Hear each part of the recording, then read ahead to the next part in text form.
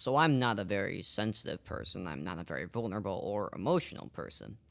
And you've seen it during this podcast. You're used to all of us talking about our opinions on sports and our takes and our opinions and everything. But today we're going to do something a little different. If you listen to any of my podcasts, it always turns up in some way that Bray Wyatt got me into wrestling. And we'll go into that as we move on with this podcast. I've toyed with this idea a lot. Because if you don't know, and if you're listening to this for the first time, welcome to Section 101. I'm Ben, and Bray Wyatt was an icon for me. Straight up, I'll just put it to you like that. He was an absolute icon. And when he passed away 1 year ago, it was pretty difficult. And I knew once I got this platform that I had to do something to honor him. And now that I have this platform and I can talk the way I'm going to be today, it's pretty cool to have that. This past Saturday, was the 1 year anniversary of the passing of Windham, also known as Bray Wyatt. He's the guy that got me into wrestling. When the TV was turned on, I was strictly opposed to wrestling. My only experience was from when I was a little kid at the state fair, and I saw them wrestling, and obviously at the time I didn't know it was fake, but I didn't like it. I ran away from it. I was so opposed to it. And when my family had it on the television, I was also I didn't care for it. And then I saw the Firefly Funhouse. And at first I thought it was this really cool, excerpt for children. And, as I would go on, it obviously learned that, it has a much deeper meaning. But having this medium that Bray had developed, it's quite incredible to take an entire career, an entire 10 years of dropping Easter eggs and promos and vignettes to all build it up to one thing. It's creativity. And here's what's cool from Bray. You find inspiration everywhere. The best inspiration is the people you grew up with. No one else knows about you and when you were just regular, everyday people. That's where most of it comes from. I'm not going to go in depth on Bray's career today. That's not what the goal of the podcast is. If you would like to get a career, kind of just to recap Bray Wyatt when you're done listening to this, Wrestle Talk. They have a great 45-minute kind of just encompassing video on the career of Bray Wyatt that was an absolute joy to watch. But I'm going to talk more about my personal experience with him today. Creativity. I'm a very logical thinker. I'm not creative in the slightest. But the more I watched and listened to Bray, the more I became this creative, abstract thinker, this guy who can take elements from his everyday life and turn it into something more. And creativity is what Bray made a career on. Some may say it was from being the creepy cult leader. I would say that some of his best work is his cult leader days with Rowan and Strowman and Harper, but his be-all, end-all for him, his whole career, he built it up to The Fiend. This nightmarish character that really resonated with me. The double-edged side of humanity, which Bray always explored, and seeing the Funhouse as this sign of goodness and this sign of yay, and then coming and obviously seeing what he does as The Fiend. It's this exploration of humanity and how we can always have a dark side, but in our minds, we're always right. The Firefly Funhouse was in Bray's mind, and it was his escape, and there he was right. Everything was correct. You look at the characters, Rambling Rabbit, for people who said his promos went on too long. Huskus the Pig Boy for his little jab back at Vince McMahon for naming him Husky Harris because of his husky look. You had Mercy the Buzzard, which is a callback to the person who got Bray into it, Waylon Mercy, this creepy cult leader. You had Abby the Witch, who was Sister Abigail, and Sister Abigail we'd later learn is a source of Bray's power. It's the source of what he does, and without Sister Abigail, he wouldn't be there. So, for me, to see this guy take his entire career and formulate it into a place in his mind where he thinks he is correct, where everything he does is correct, it's really, really cool. And that's something that not all wrestlers have the ability to do. And seeing him emerge as the Fiend, this creepy mask, and this phenomenal entrance and theme song, everything just worked. It resonated with me, and it was something so different, something that I had never experienced before. It wasn't wrestling, it was character, it was life. We all have a dark side that we don't show to everyone else. We all have these things that we're so ashamed of that we wish we could just bottle up. And Bray found a way to do that. It's not easy to do what he did. It's not easy. Seeing the way that he touched so many people. There's an audience for this. No, we're all fireflies. If you clicked on this video, you're probably a firefly. And for him to have this niche within a niche is something that not a lot of wrestlers can have.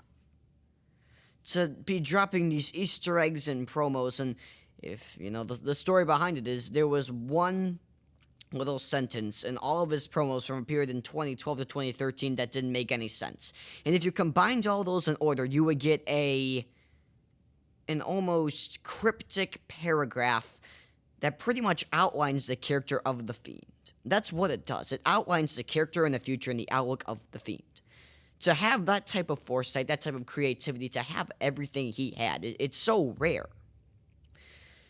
When he was released, it was a difficult pill to swallow, because all I'd known so far in wrestling was I tuned into Monday Night Raw to see what this guy's going to do. I investigated. I learned about the cryptic nature of it, and that to me was what kept me watching. That to me was what kept me engaged.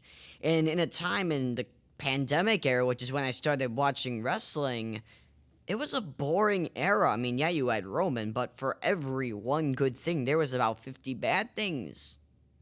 That's the thing with the pandemic era. And to have this beacon of hope, essentially, for someone like me, to be able to tune in every week and know you're going to get at least one segment that you can care about, that you can take away from, it's a cool concept to think of.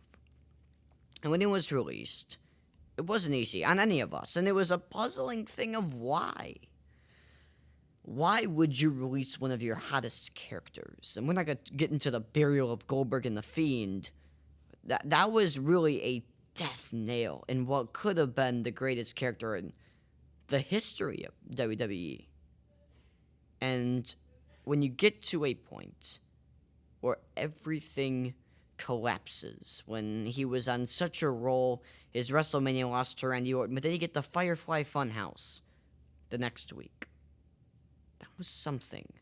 Because it wasn't a normal Firefly Funhouse. He knew he was getting released, so he left and planted these seeds. And that, to me, is a sign of not just a great performer, but someone who knows their audience. They know what the audience is craving, and he was so right. We were transfixed on what this could mean for when he go to AEW, TNA, whatever he would do. And even if he wouldn't come back to wrestling, we would always have that last Funhouse episode where he talks about the future and how the past doesn't define you. And then you take a look at what this all developed into. Triple H takes over in creative, and we get these QR codes popping up on the screen, which I think is a genius way. In a way only Bray could command. It's a way that only Bray could use. It's a medium that he's so good at. Is cryptic nature, and to click on those QR codes, to scan them with your phones, it's something that you don't get from any other wrestler. And it's something you go on Twitter afterwards, you go on these online forums, and you see these people investigating and taking it bit by bit and just boiling it down to the essence, and it was beautiful. Because another thing, I found a community with Bray. A community within a community of wrestling that I think is so hard to find.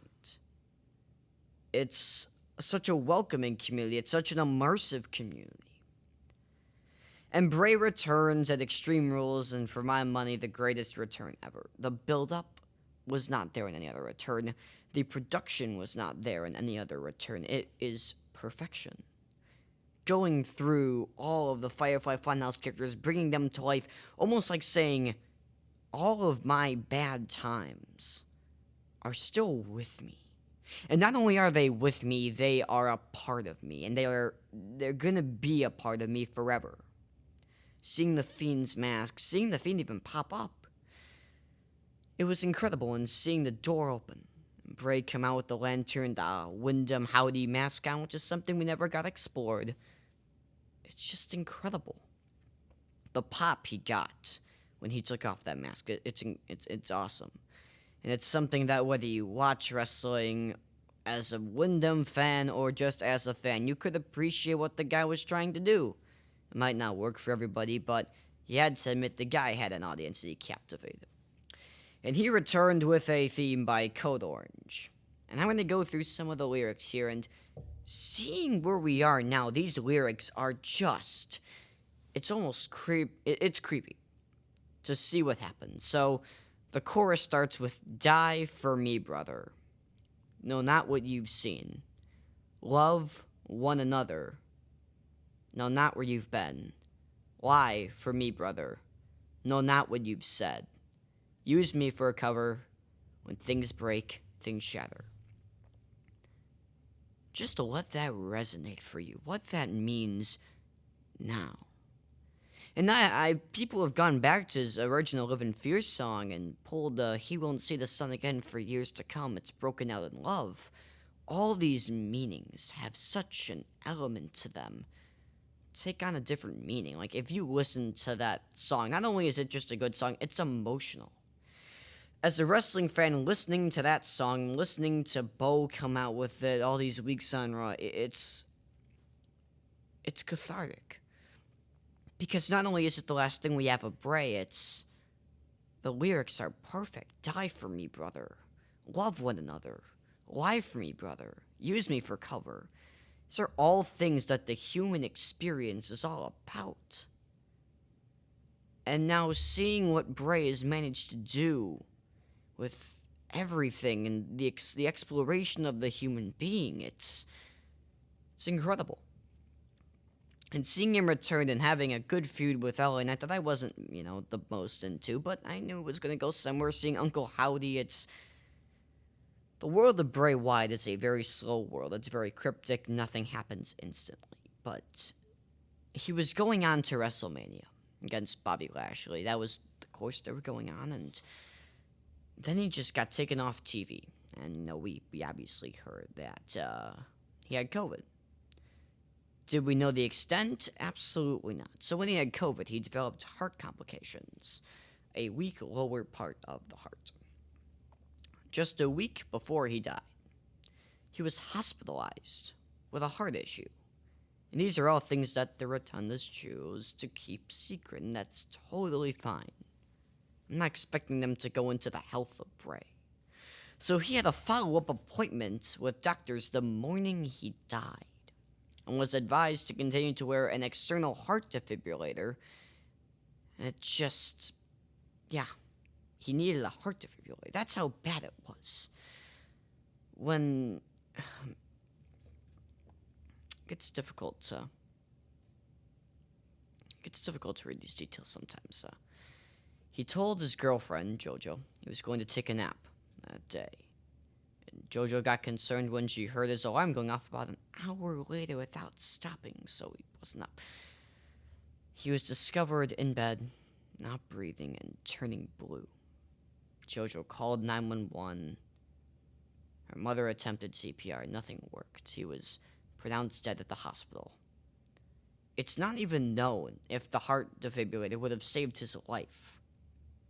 He wasn't wearing it at the time of his death.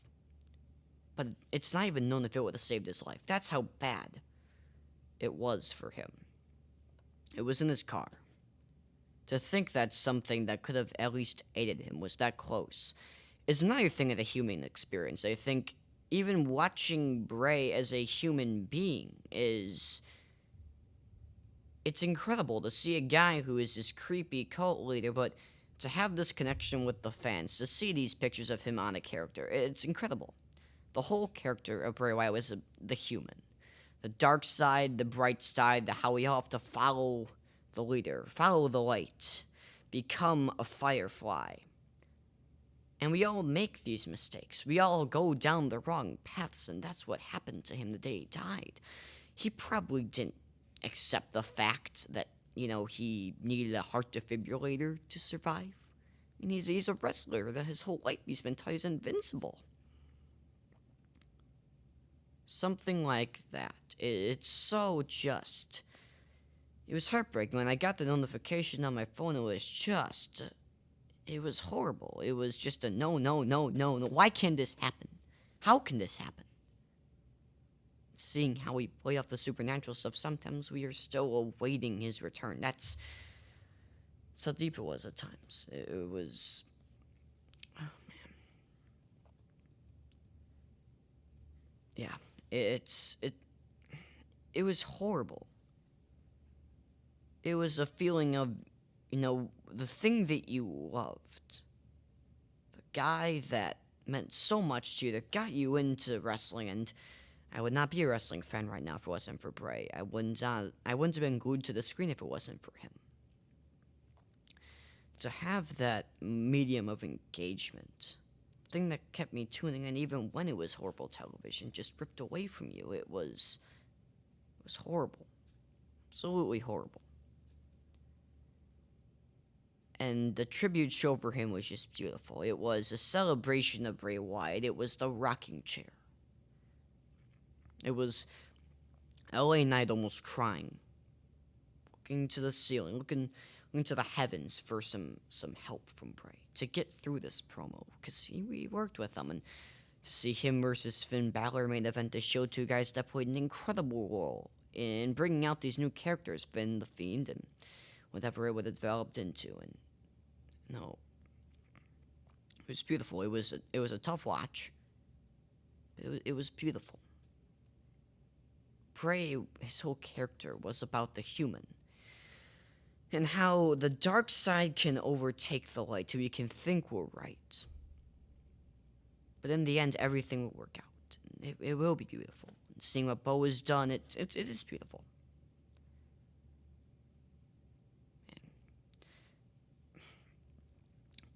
When Bray said, wrestling is not a love story, it's much more than that. An excuse to be a kid again, and nothing else matters except the moment we are in. It isn't just a love story, it's hope. It's a beacon of light in dark times. You always know that you can turn on USA on a Monday night, and you forget about everything that happened during the day, and you are entranced in the cinematic universe. You're entranced in this medium of entertainment. Just think about that. Wrestling is hope. So I wanted to do this podcast. The reason I wanted to do it is to pay tribute to him, to explain my experiences, and evaluate the character as me. What can I take away from Bray? And I think we can all take away something. We all have a dark side. We all have the sides and the facets that we don't want to share with others. We can either choose to bottle them up or express them and share them with others and find help. Seeing the decisions that Bray's character made during his career, he bottled them up. And he didn't try and find the help. He unleashed all of his pain and suffering on everything. And seeing The Fiend be this culmination of everything that he'd been wronged with in his career, it's incredible. His death, he can never be replaced. I mean, Bo's doing phenomenal in this role, but nothing. There will always be another John Cena. There will always be another Rock. There will always be another Roman Reigns, but there will never be another Bray Wyatt. Windham, you had the whole world in your hands. You were the color red in a world full of black and white. You are forever. rest in peace. Thank you.